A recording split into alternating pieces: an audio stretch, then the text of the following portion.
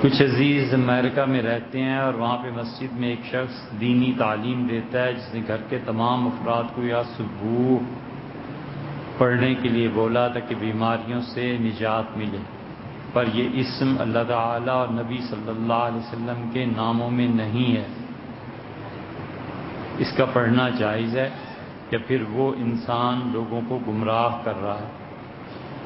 یہ کیسی بات ہوئی بھائی؟ تین چیزیں ہیں اس میں۔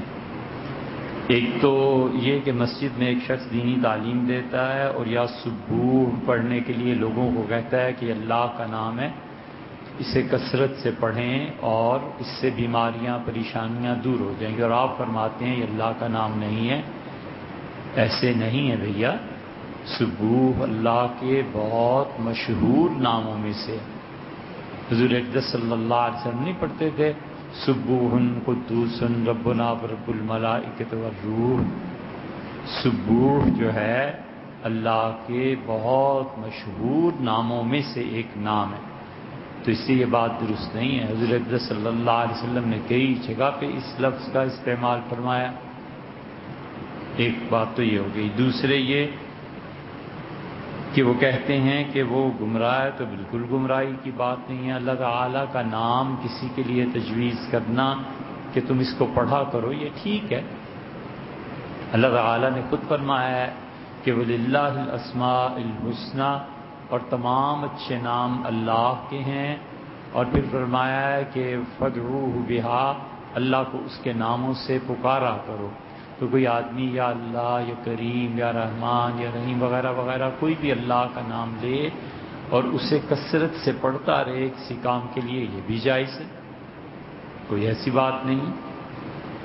تیسری بات یہ ہے کہ حضور صلی اللہ علیہ وسلم کے ناموں کو پڑھنا، یہ نبی کریم صلی اللہ علیہ وسلم کے ناموں کو کیوں پڑھے گا؟ مثلاً ایک آدمی روزانہ کہتا ہے یا رحمت للعالمین، مثلاً ایک آدمی روزانہ کہتا ہے یا رؤوف یا رحیم یا رؤوف یا رحیم، اور وہ اس میں حضور صلی اللہ علیہ وسلم کے ناموں کو سوچتا ہے کہ جناب والا کے یہ نام ہے اور میں ان کے ناموں کا ورد کر رہا ہوں، یا مکی یا حجازی یہ نام حضور صلی اللہ، یا امی یہ نام، تو وہ اگر محبت میں ان ناموں کا ورد کرتا ہے کوئی حرج نہیں۔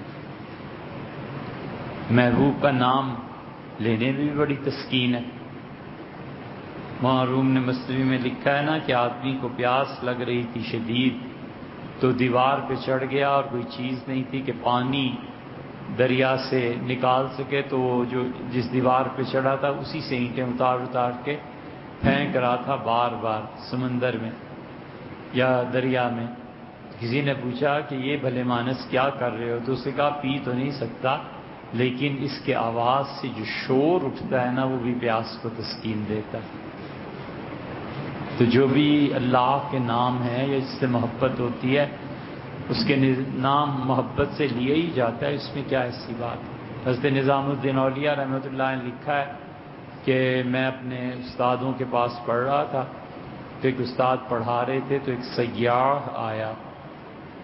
اس زمانے میں لوگ بہت سیاحی کرتے تھے، اسی لیے اللہ تعالیٰ نے قرآن کریم میں یہ جو مختلف ملکوں کے سفر کرتے رہتے ہیں نا سیاحی کی غرض سے، ان عورتوں اور مردوں دونوں کی تعریف فرمائی ہے کہ وہ عورتیں جو مختلف ممالک میں جاتی ہیں، جیسے پیسہ اللہ تعالیٰ نے دیا ہے تو دبئی چلی گئیں، پیسہ اللہ نے دیا ہے تو مصر چلی گئیں، سیر و تفریح کے لیے بچوں کو ساتھ لے گئیں، تو ان چیزوں کو اللہ تعالیٰ نے سراہا ہے والسائحین، اور وہ جو زمین میں چلتے پھرتے ہیں، والسائحات، اور وہ عورتیں جو چلتی پھرتی ہیں زمین میں تاکہ عبرت حاصل کریں کہ جو اللہ سے ٹکرائے ان کا انجام کیا ہوا اور خدا کے پاک لوگ کیسے رہے۔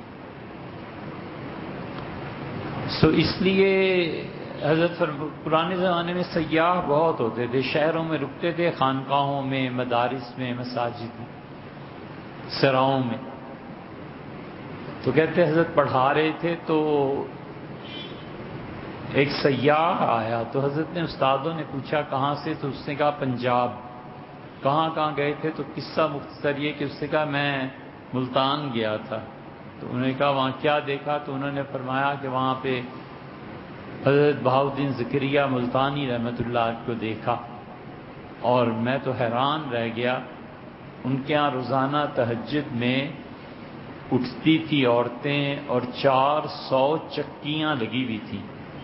آٹا کے لیے گندم ڈالتی تھی چکی میں اور پیسنے بیٹھ جاتی تھیں، اور پھر صبح کے لیے دوپہر اور شام درویشوں کے لیے روٹی پکتی تھی.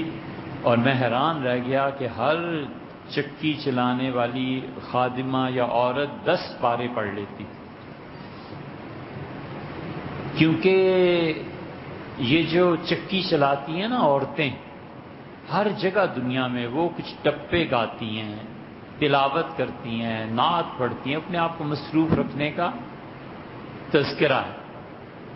وہ جو ٹپے پڑھتی ہیں محبوب کی یاد میں، اسے کہتے ہیں چکری ہندی میں.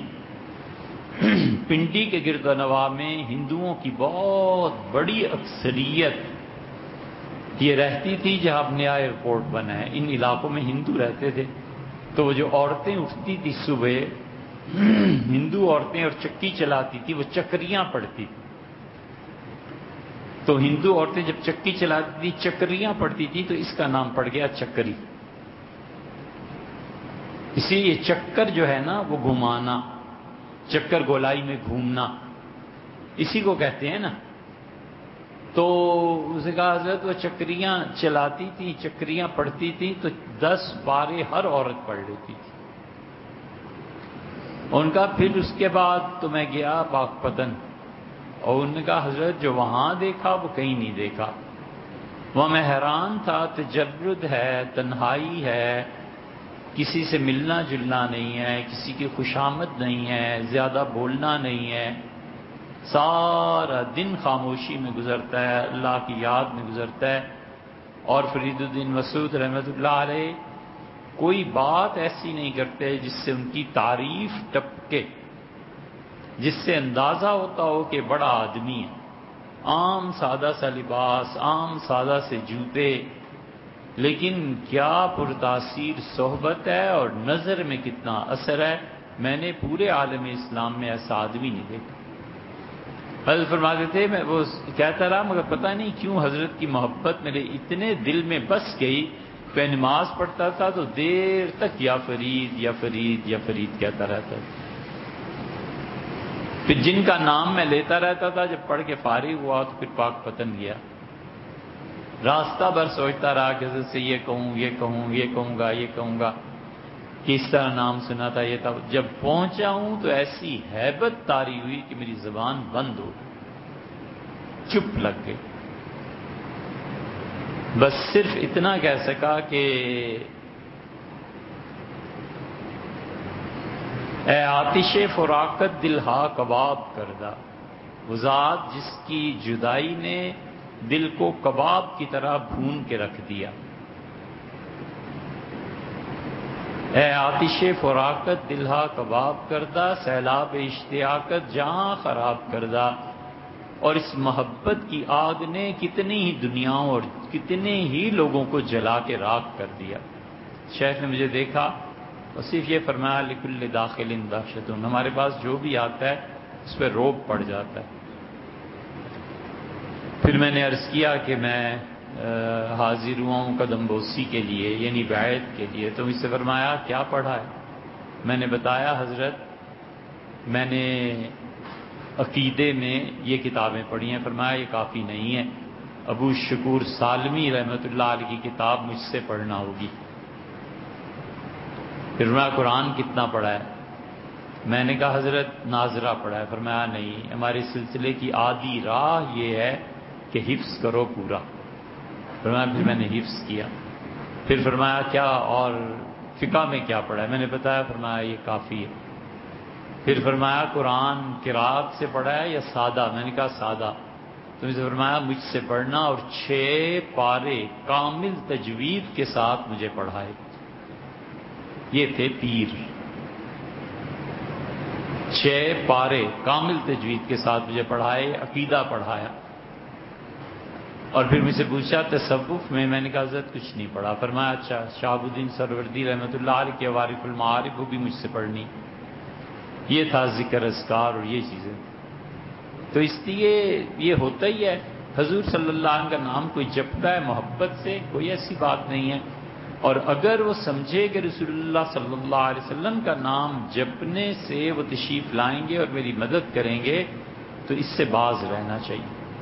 تو اس لیے یا سبوح پڑھتا ہے، یا آپ نے فرمایا کہ نبی پاک صلی اللہ علیہ وسلم کے ناموں میں نہیں ہے، تو حضور صلی اللہ علیہ وسلم کے ناموں میں تو نہیں ہے لیکن اللہ کے ناموں میں ہے. رہ گئی تیسری بات کہ اس کو پڑھا جائے تاکہ بیماریاں دور ہو جائیں، تکالیف دور ہو جائیں، ان کا تجربہ ہوگا. ہم تو سیدھی سادی بات کرتے ہیں کہ حضور صلی اللہ علیہ وسلم نے جو دعائیں مانگی ہیں نا بس وہ مانگے. کوئی بیماری، کوئی دکھ، کوئی تکلیف آ جائے، بس جو انہوں نے مانگی ہے وہ کافی ہے یار. اپنے پاس سے کیا ہم یہ نہیں کہہ رہے کہ مشائخ نے جو تجویز کیا ہے وہ غلط ہے یا اسے نہ پڑھے، بالکل پڑھے. ان کے تجربات ہیں، ان کے اثرات ہیں، ان کا کشف ہے، ان کا الہام ہے، اس پہ بالکل ذرہ برابر انکار نہیں. لیکن اپنے ذوق کی بات کرتے ہیں کہ حضور صلی اللہ علیہ وسلم نے بتا دیا کہ جب بیمار ہو جاؤ تو بار بار یہ پڑھو، یا حلیم یا کریم، یا حلیم یا کریم. بس اسے پڑھتا رہے. جو کوئی بھی بیماری آئے، یا حلیم یا کریم، یا حلیم یا کریم. فرمایا کثرت سے اس کا ورد کرو. تو اللہ تو وہ نام کیوں نہ پڑھے جو حضرت نے بتائے. اسی طرح رسول اللہ صلی اللہ علیہ وسلم نے فرمایا اللہ سے یقین کو مانگو اور عافیت خیر کو مانگو. اور تم میں سے جس آدمی کو یہ دو چیزیں دی گئیں، ایک اللہ کے وعدوں کا یقین، حضور صلی اللہ علیہ وسلم کے وعدوں کا یقین، اور ایک اسے خیر سے رکھا گیا، تو اس سے بہتر چیز دنیا میں کسی کو نہیں. تو اللہ سے خیر کی دعا مانگے، یقین کی دعا مانگے. خیر میں تو ساری چیزیں آ گئیں، اس جو حدیث میں آئی ہیں دعائیں وہ مانگنی چاہیے.